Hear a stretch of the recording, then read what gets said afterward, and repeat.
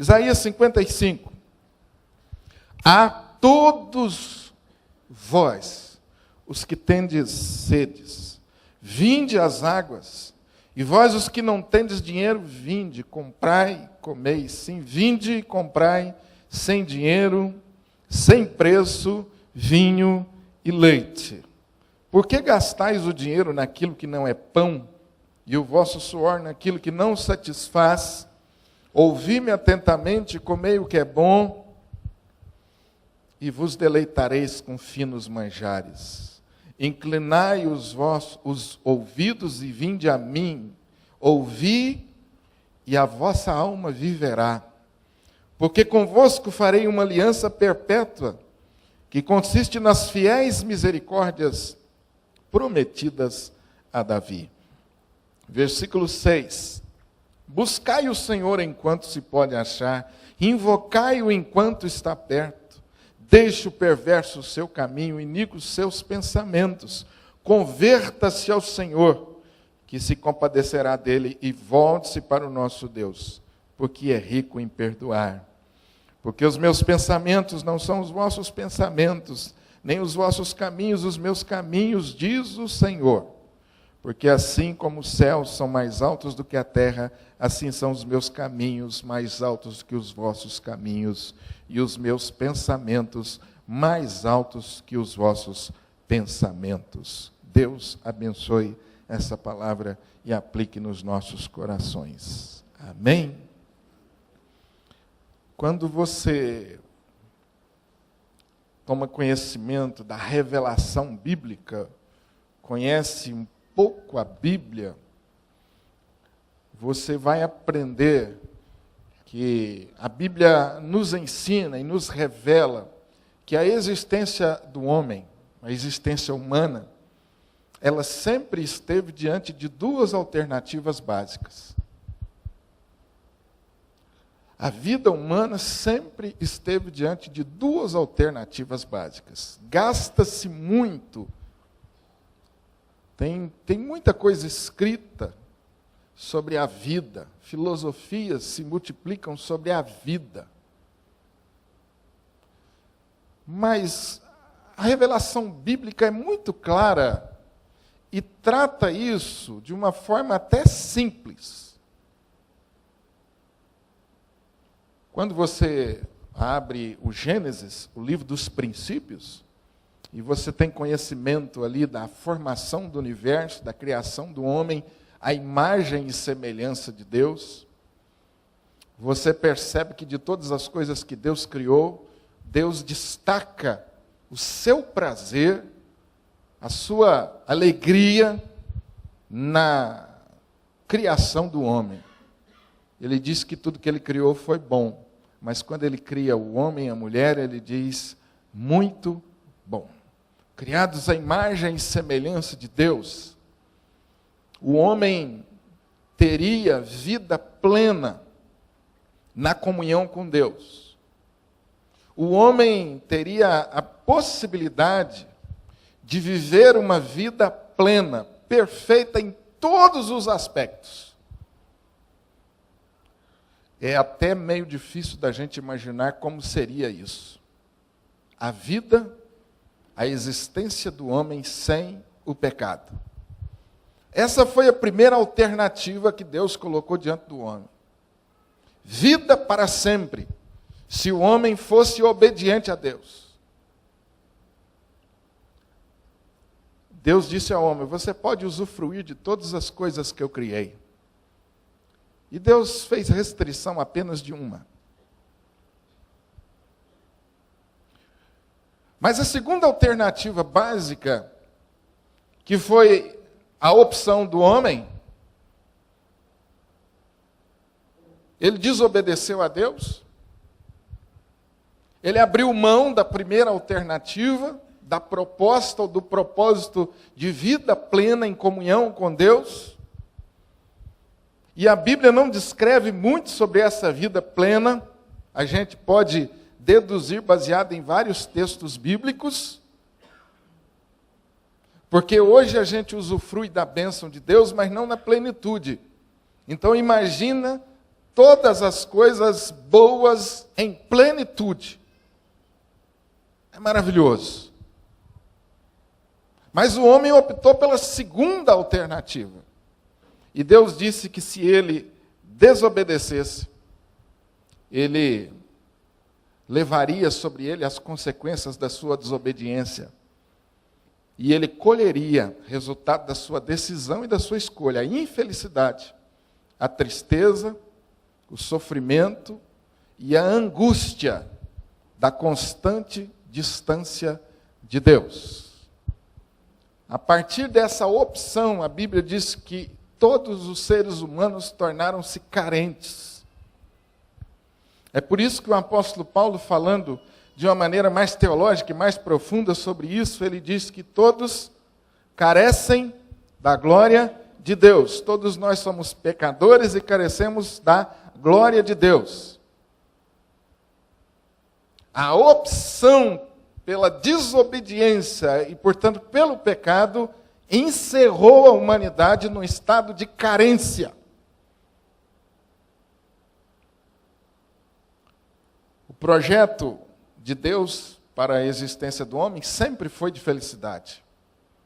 No coração de Deus havia um sonho para o homem que iria se concretizar no desenrolar da história. No entanto, com pesar, o homem deixou o roteiro divino, abriu mão e resolveu caminhar por sua própria conta.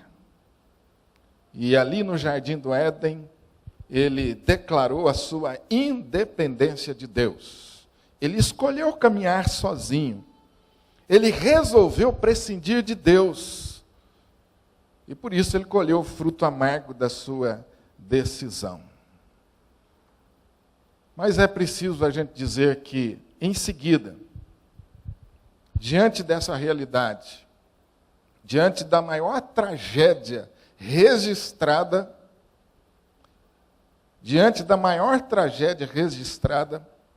não há nenhuma tragédia que se compare a essa, que foi a desobediência e o pecado do homem, conforme Gênesis capítulo 3. Depois, se você tiver um tempo, você leia lá, na sua casa. Diante dessa tragédia, Deus não permitiu que o homem continuasse perdido, não permitiu que a vida do homem terminasse nessa decisão infeliz.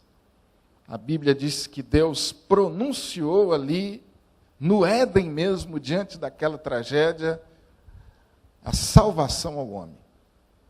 Embora o texto de Gênesis capítulo 3 não fale sobre Jesus ali, profeticamente Deus fala sobre o nascimento de Jesus. Ele diz que nasceria de mulher, o Salvador nasceria de mulher, e o Salvador, nascido de mulher, esmagaria a cabeça da serpente.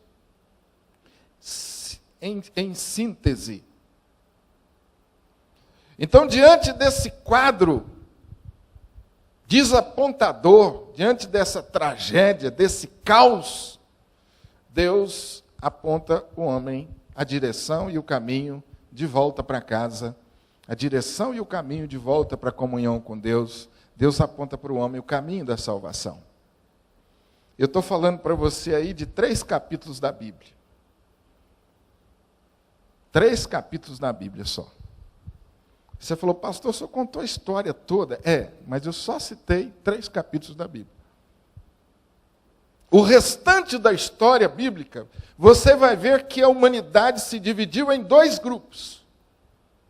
Aqueles que persistiram continuar caminhando sozinhos. E aqueles que resolveram acatar, aqueles que resolveram pela fé a optar pelo caminho da salvação que Deus havia levantado. De novo, correndo o risco de ser simples, mas é assim que a Bíblia ensina. A humanidade está diante de 2 caminhos. Ou nós vivemos baseados nas nossas próprias forças, caminhamos sozinhos, resolvemos a nossa vida sozinhos, ou nós caminhamos pela fé na palavra de Deus? Domingo passado, próximo passado, nós trouxemos a mensagem baseada em Abacuque, e eu destaquei um versículo, parte de um versículo. O justo viverá pela fé. Você já deve ter ouvido isso tantas vezes. E às vezes eu penso que essa afirmação vai se tornando uma coisa meio vazia de significado para nós, porque a fé, ela é muito mal entendida e mal interpretada. Então, quando a gente fala assim, o justo viverá pela fé, muitas pessoas acham que é só crer em alguma coisa. Então, pronto, você já atendeu, você crê em alguma coisa. Eu creio que Deus existe. Pronto. Mas não é só isso. É por isso que eu estou começando lá atrás, para você entender. Ou nós vivemos baseados nos nossos méritos, nas nossas próprias forças, vivemos baseados na nossa inteligência, na nossa capacidade, inclusive no aspecto espiritual, na nossa capacidade de nos salvarmos, ou nós vivemos na dependência completa de Deus, isso é viver pela fé. Quando você vive baseado naquilo que nós chamamos nas suas obras, você apresenta para Deus diariamente a sua conduta, a sua vida, a sua moralidade, como passaporte para a salvação. Então, se eu perguntasse para você, meu querido, você crê na salvação? Você dizia, pastor, eu creio que eu vou para o céu. E eu diria para você, baseado em quê? Eu costumo fazer uma pergunta seguinte: se você chegasse na porta do céu e Deus te recebesse, você crê que o céu pertence a Deus, não é? Amém? Então Deus falasse para você assim: por que eu devo deixar você entrar no meu céu? Você está lá na porta, tem uma fila enorme. Deus está esperando você responder. Qual que é a sua resposta? Via de regra, eu ouço as pessoas dizerem assim: ah, pastor, eu não tinha pensado nisso, mas eu acho que Deus deixaria eu entrar. E eu pergunto, por quê? Eu falo assim, porque eu procurei ser um cara bacana, eu procurei ser uma boa pessoa. Pastor, eu não mato, eu nunca roubei. Tem uns que acrescentam assim, nunca adulterei. É por nível de gradação, né? Por nível de gradação. Então a gente vai colocando os pecados mais graves, que a gente considera mais graves, e vai assim, apresentando a nossa justificativa para Deus. Mas todas elas estão baseadas no nosso comportamento, nas nossas atitudes, na nossa moral. A conquista é nossa. Deus, o Senhor deve deixar que eu entre no seu céu, porque eu fui um cara bacana mesmo. Eu atendi tudo que o Senhor pediu ou espera, pelo menos na média.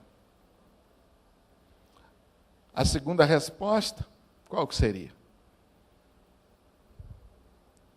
Falei, Senhor, só tem uma razão para o Senhor deixar eu entrar no céu.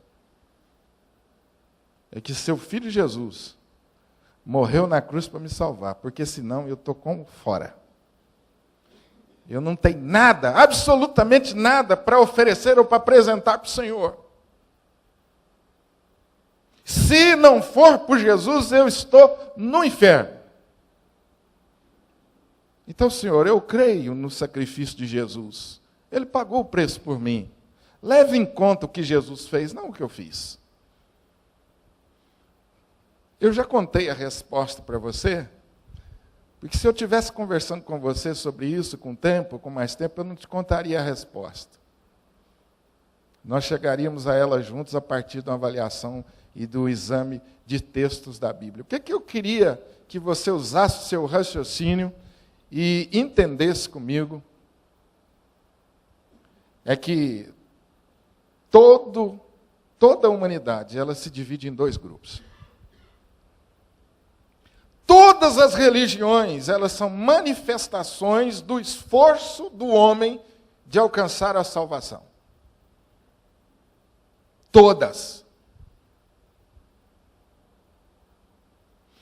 Todas as religiões. Quando você começa a ler a história da palavra de Deus, você vai vendo que a humanidade, de fato, se dividiu nesses dois grupos. Por exemplo, você chega na Torre de Babel. É um evento que chama nossa atenção na Bíblia. Torre de Babel. Qual foi o objetivo da Torre de Babel? Os homens construíram uma torre para fazer o quê? Chegarem até o céu. Resumidamente, a Torre de Babel é a demonstração de um homem que quer por si mesmo, por suas próprias forças, chegar a Deus. Então, a Torre de Babel é um exemplo. Todas as religiões, para você entendê-las, porque são tantas, e a gente não entende o que uma acredita, o que a outra acredita, qual a diferença entre elas. Eu vou te dizer uma coisa tranquilamente. Todas as religiões, todas, elas estão baseadas na salvação através das obras. Apenas muda o discurso, a filosofia é diferente, mas todas elas acabam nesse ponto, ou são sintetizadas nesse ponto. Capacidade de receber a salvação através dos meus esforços próprios.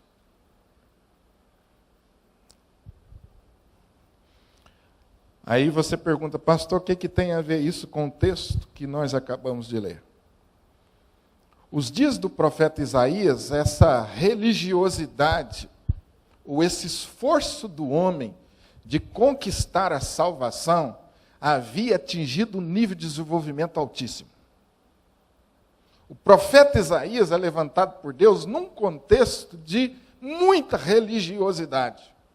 E quando você olha o primeiro capítulo de Isaías, você vai perceber como que Isaías tem uma palavra de condenação a esse esforço religioso do homem, de esse esforço de alcançar a salvação por meio da sua capacidade. Você vai ver algumas palavras aqui muito pesadas. Por exemplo, Deus levanta Isaías para fazer uma pergunta para o povo, dizendo, de que me servem a mim a multidão dos vossos sacrifícios?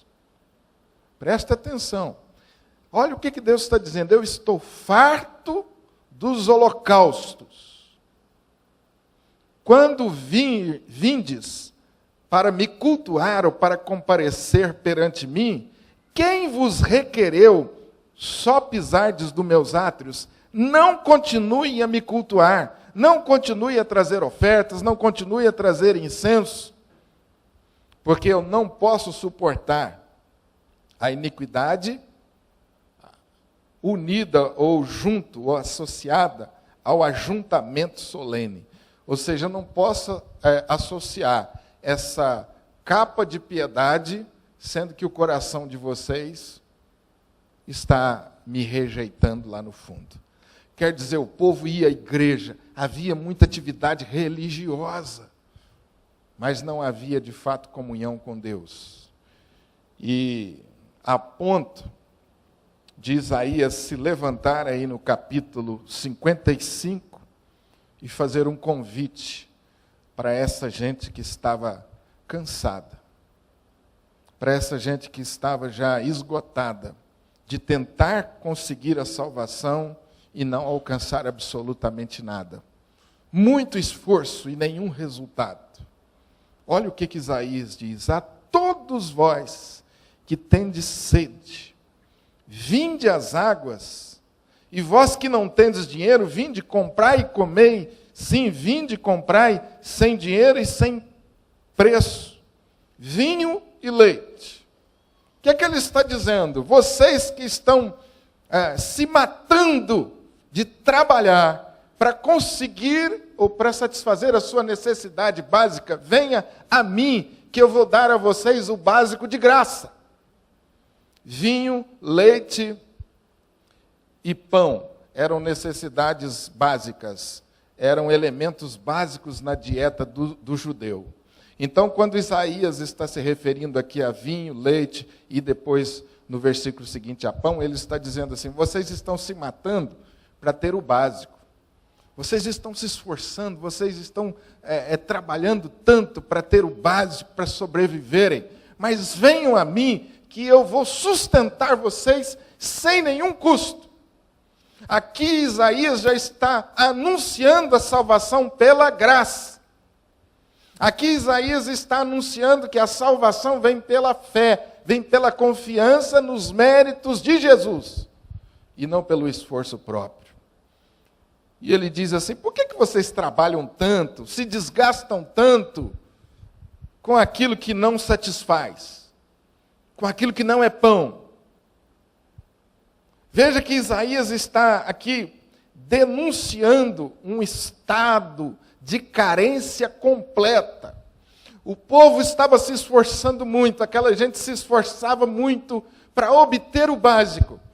Mas parece que quanto mais eles trabalhavam, mais vazios eles se sentiam, mais carentes eles se tornavam. Esse é um retrato do homem moderno, que ainda não confiou em Jesus para a sua salvação. Esse vinho, esse leite, esse pão, aponta para as nossas carências básicas. Quando você se volta para Jesus, uma das coisas que você vai experimentar no relacionamento com Deus é o suprir das suas carências básicas. E aqui eu creio que o profeta trata num tema muito atual também. Se nós pudéssemos descrever a nossa sociedade, eu creio que essa seria algo que nós poderíamos dizer. A nossa sociedade é uma sociedade carente. As pessoas estão cada vez mais carentes.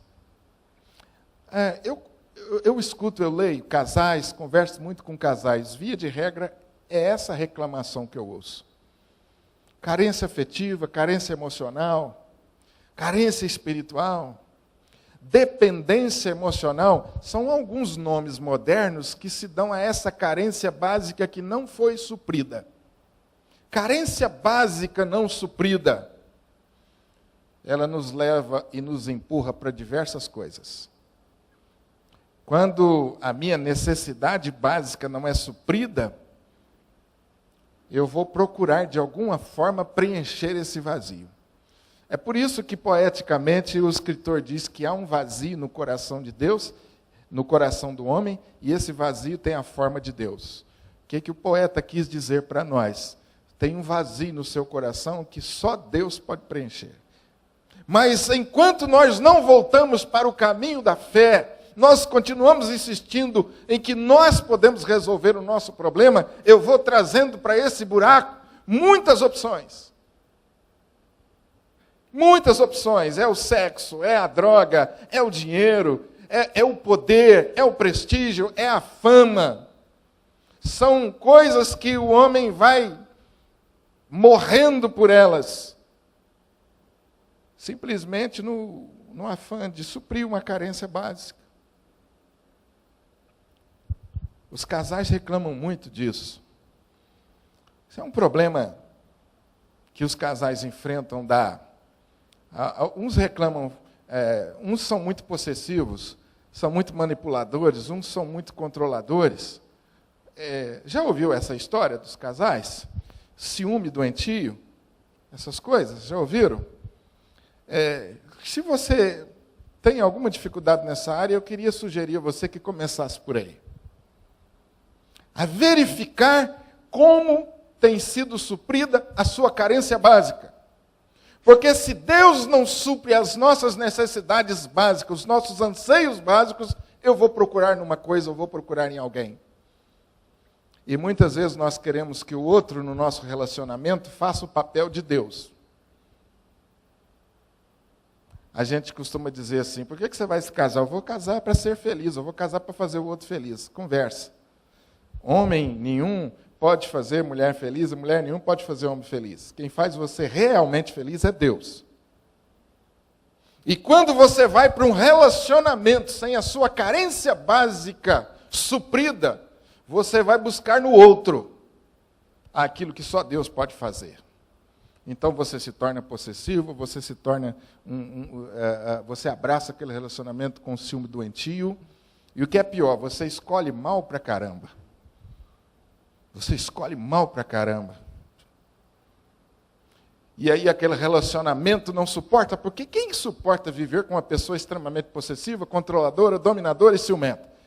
O relacionamento não vai muito tempo. Amém? Eu não sou doutor nisso não, mas alguma coisa eu já aprendi. Ninguém suporta esse tipo de relacionamento. E aí o que acontece? Acaba o relacionamento, eu vou para o outro. Eu estou falando para vocês de uma manifestação moderna de um problema antigo, que muitas vezes a gente não sabe explicar. As pessoas estão fazendo loucuras. E você pergunta, por quê, hein? Qual é a razão disso? Loucuras em todos os tipos, desde abraçar religiões malucas, gente que se embrenha em matas para fumar folha e fazer chá e ficar doidão no fundo da selva e da mata, é o menor que as pessoas estão fazendo, é o mínimo. Desde as festas de rave que se multiplicam pelo Brasil afora, levando uma tonelada de jovens a essa doce ilusão.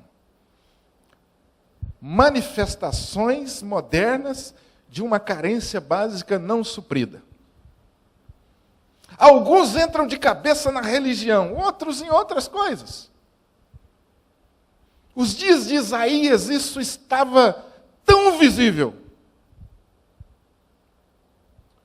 E Isaías tem a função de levar esse povo a conhecer a salvação pela graça, a vida pela fé. Isaías está levando o povo a compreender que havia uma carência básica que não foi satisfeita. Isaías está apontando o caminho. Qual é o caminho? Depois de fazer algumas perguntas, você vai acompanhando aí algumas interrogações até o versículo 2. Então Isaías para e diz assim, agora, ouvi-me atentamente. É como se Isaías pegasse um ser humano cheio de feridas e ele tirasse o curativo da ferida, de uma a uma, tirasse o curativo, apertasse a ferida, e aquela pessoa reclamasse de dor, aquela pessoa se sentisse tão incomodada porque a sua ferida foi descoberta. Isaías então diz assim, agora para, está doendo, então agora para e me escute. É mais ou menos isso o cenário aqui descrito. Ouvi-me atentamente. O texto aqui, quando fala ouvir, a gente passa muito rápido sobre ele. O ouvir aqui da palavra de Deus não é apenas esse ouvir com os ouvidos físicos, não. Aqui está falando do ouvir com o coração, com a alma. Ouvi-me atentamente, comei o que é bom, e vos deleitareis com finos manjares. Inclinai os ouvidos e vinde a mim. Ouvi. Agora presta atenção nessa frase que é fundamental. E a vossa alma? Olha como Isaías conduz para a essência. Ouvi e a vossa alma viverá. E a vida de Deus se manifestará na sua vida. Ou a vida de Deus, melhor dizendo, se manifestará na sua morte. E Deus suprirá a sua carência básica, a carência de alma.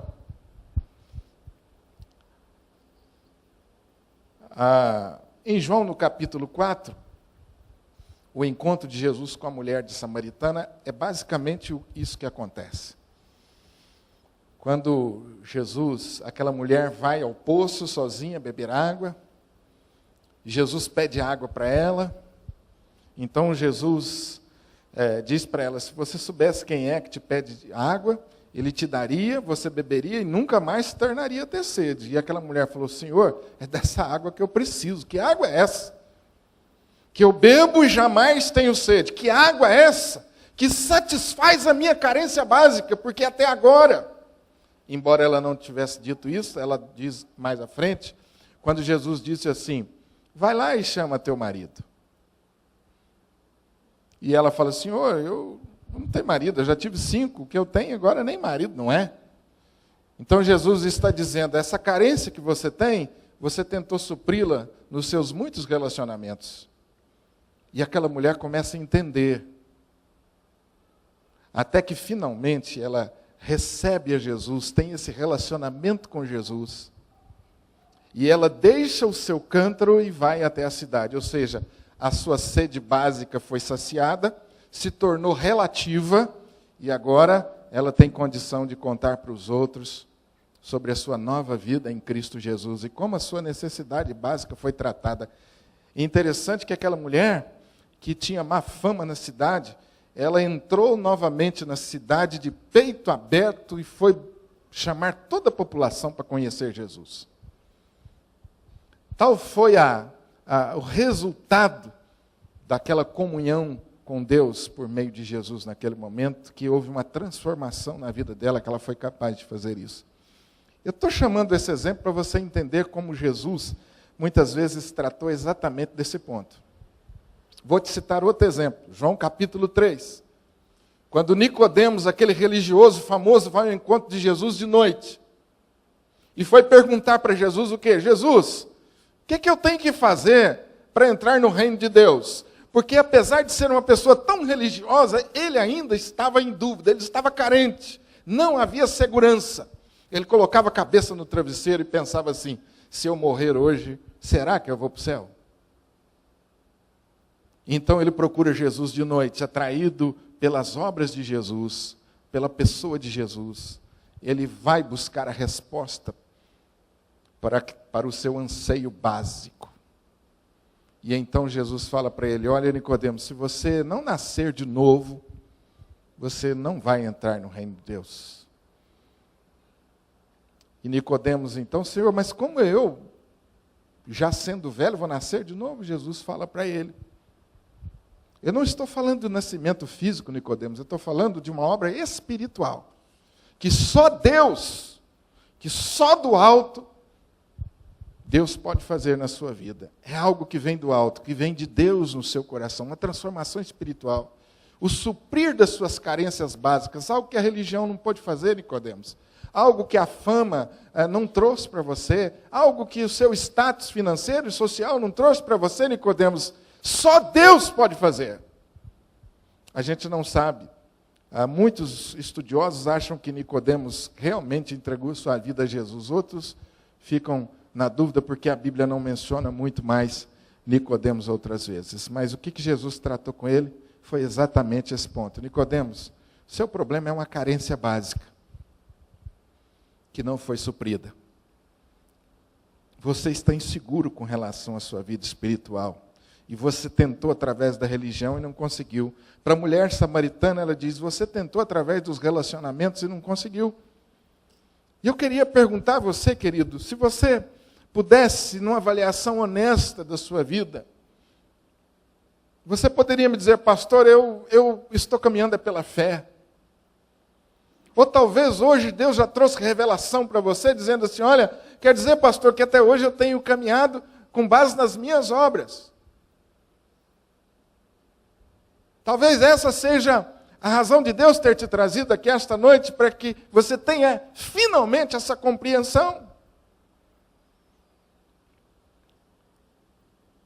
Nós saímos de casa hoje todos muito bonitinhos, maquiados, prontos, com um sorriso no rosto. Mas hoje à noite, quando a luz se apagar e a cabeça cair no travesseiro, nós vamos ter aquele encontro com Deus diário. Aí as nossas mazelas vão se aflorar. E aí talvez você esteja pensando, realmente, como eu tenho caminhado? Na dependência de mim mesmo, confiado em mim mesmo? Ou de fato eu entreguei minha vida a Jesus e confio? As minhas necessidades básicas são supridas? Talvez você encontre resposta para muitas desventuras, para muito sofrimento da sua vida, porque até hoje a sua carência básica não foi suprida. Então Deus convida você hoje mansamente: vinde todos vós, vinde às águas, todos vós que tendes sede. Você que se reconhece carente. Ah, meus irmãos, aqui está o maior desafio. Reconhecer-me carente. Reconhecer que eu preciso de Deus para a minha salvação. Reconhecer que habita em mim uma carência básica que só Deus pode suprir. Aqui está o grande desafio. Todos vós que tendes sede, vinde às águas. O convite, ao mesmo tempo que ele é universal, só será atendido para aqueles que reconhecem-se carentes. Como é difícil.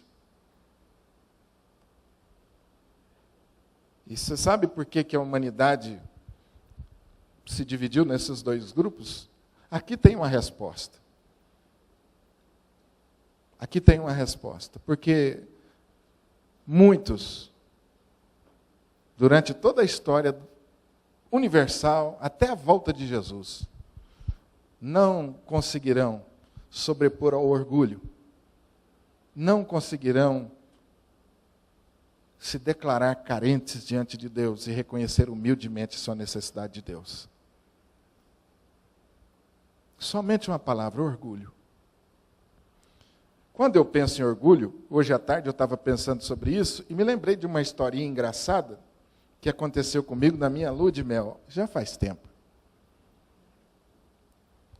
A gente, quando casa, né, a gente quer mostrar aquela aparência, né, E eu fui para a lua de mel, para a praia, carro novo. Aí fui passear na beira da praia com a minha esposa, curtindo lá a beleza da praia, e de repente atolei o carro numa areia. Lembra disso? Claro que lembra, né? Então, a princípio, a gente faz aquela pose, está tudo sob controle. Eu sou o cara, eu vou sair desse atoleiro fácil. E, de fato, eu já tinha passado por alguns atoleiros. E eu lembrei de todas as instruções. Não acelere muito, engate a marcha, saia devagar. E aí o carro ia, voltava e não saía. E eu tentei de tudo ali dentro do carro, não consegui. Quanto mais eu acelerava, mais o carro afundava. Até que eu desci do carro e falei assim: eu vou ter que resolver esse negócio no braço. Oportunidade para minha esposa ver a minha força física, né? A minha capacidade de resolver os problemas. E achando que eu ia me sair super bem daquela situação, assim, né? Super valorizado. E quanto mais eu tentava, mais o carro afundava. E enquanto eu tentava desatolar o carro, eu olhei assim para a praia e vi uns surfistas, todos muito fortes, atléticos. E eu falei assim: bem que esses caras podiam me ajudar, mas eu não vou pedir ajuda, que isso é muito humilhante. Aqueles caras fortão, todo bombadão, chegar lá e resolver o problema na frente da minha esposa, eu não vou nunca. E eu entrava debaixo daquele carro e punha meu ombro, e quanto mais se acelerava o carro, mais eu afundava, porque eu não queria pedir ajuda. Até que teve uma hora que eu não teve jeito. Eu comecei a olhar para a praia, esperando que ele se oferecesse. E aí eu pedi ajuda mesmo. Não tive jeito. E aí vieram os fortões bonitões. Gente, foi questão de segundos eles tiraram o carro do atoleiro. Que vergonha. Mas enquanto eu não resolvi pedir ajuda, mais eu me afundava. Por causa do meu orgulho. Uma historinha boba, né? Mas essa é a história de muitos de nós. Nós vamos nos afundando nas nossas alternativas, nas nossas soluções. Nos matando de trabalhar, multiplicando os nossos relacionamentos, adquirindo coisas e bens materiais e não encaramos o nosso problema básico, a nossa necessidade de Deus. Inclinai os vossos ouvidos e a vossa alma viverá. Porque Deus está dizendo, com você, eu vou fazer uma aliança. E essa aliança será para sempre. Que consiste nas fiéis misericórdias que eu prometi a Davi. Buscai o Senhor enquanto se pode achar, invocai-o enquanto está perto. Deixe o perverso o seu caminho. Que caminho é esse? O caminho das obras. Deixe esse caminho e volte-se para o Senhor, para uma vida de dependência completa de Deus. Converta-se ao Senhor, porque Ele se compadecerá de você. Volte-se para Deus e reconheça que todo o seu esforço foi pecado diante de Deus. E acredite, Ele é rico em perdoar. Porque os seus pensamentos, os pensamentos que você tem tido até agora, não são os pensamentos de Deus. Os pensamentos de Deus são muito mais altos. Os caminhos que você está trilhando até agora não são os caminhos de Deus, diz o Senhor para você. Mude seu caminho, mude sua maneira de pensar. Até agora você tem lutado por um caminho. Volte-se para o Senhor, experimente o caminho da dependência e da confiança completa em Deus.